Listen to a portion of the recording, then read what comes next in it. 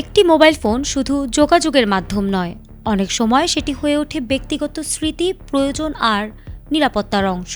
কিন্তু ব্যবহৃত ফোন বিক্রি বা অন্য কাউকে দেওয়ার ক্ষেত্রে সামান্য অসতর্কতা ভবিষ্যতে বড় ঝামেলার কারণ হতে পারে। বর্তমানে দেশে মোবাইল ফোন ব্যবহারের সংখ্যা যেমন বাড়ছে, তেমনি বাড়ছে চুরি হওয়ার ডিভাইস, অবৈধভাবে আমদানি করা সেট এবং পরিচয় সংক্রান্ত জটিলতা।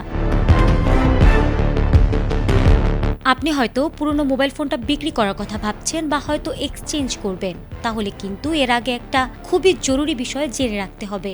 বিটিআরসি সম্প্রতি একটা নতুন নিয়ম চালু করেছে, আর সেটা না মানলে কিন্তু আইনি জটিলতায় পড়তে হবে। কিন্তু ঠিক কি সেই নিয়ম? যারা নিজেদের পুরনো ফোন বিক্রি করতে, এক্সচেঞ্জ করতে বা ধরুন কাউকে এমনি দিয়ে দিতে চাইছেন, তাদের সকলকেই মানতে হবে সেই নিয়ম।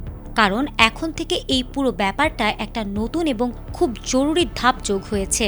একদম সরাসরি বিটিআরসির তরফ থেকে ব্যবহৃত মোবাইল ফোন সেট বিক্রি করা হোক বা অন্য কাউকে দেয়া হোক, তার আগে অবশ্যই নিবন্ধন বাতিল করতে হবে।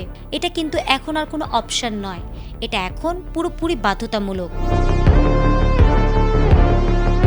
কিন্তু বিটিআরসির নতুন এই নির্দেশনার মানেটা আসলে কি, আর কেনই বা হঠাৎ করে এমন একটা নিয়ম চালু করা হলো? আগে তো আমরা কোনো ঝামেলা ছাড়াই পুরনো ফোন বিক্রি করে দিতাম, কিন্তু হঠাৎ করে এই নিয়মটা কেন এলো? এর পেছনে মূল কারণটা হলো এনইআইআর। এই বছরের শুরু থেকে এনইআইআর সিস্টেমটা পূর্ণাঙ্গভাবে কাজ করা শুরু করেছে। তার মানে এখন নেটওয়ার্কে যত ফোন সচল আছে, সব কিন্তু নিজে থেকেই রেজিস্টার হয়ে আছে।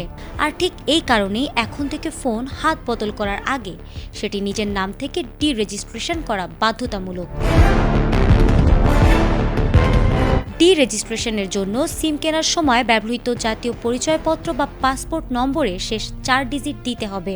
বিস্তারিত জানা যাবে এনইআইআর পোর্টাল, কল সেন্টার 100 অথবা অপারেটর কাস্টমার কেয়ারে।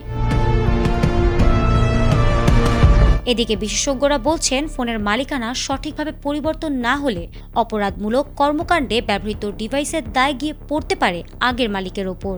ফলে মোবাইল লেনদেনের ক্ষেত্রে বাড়তি সতর্কতা জরুরি।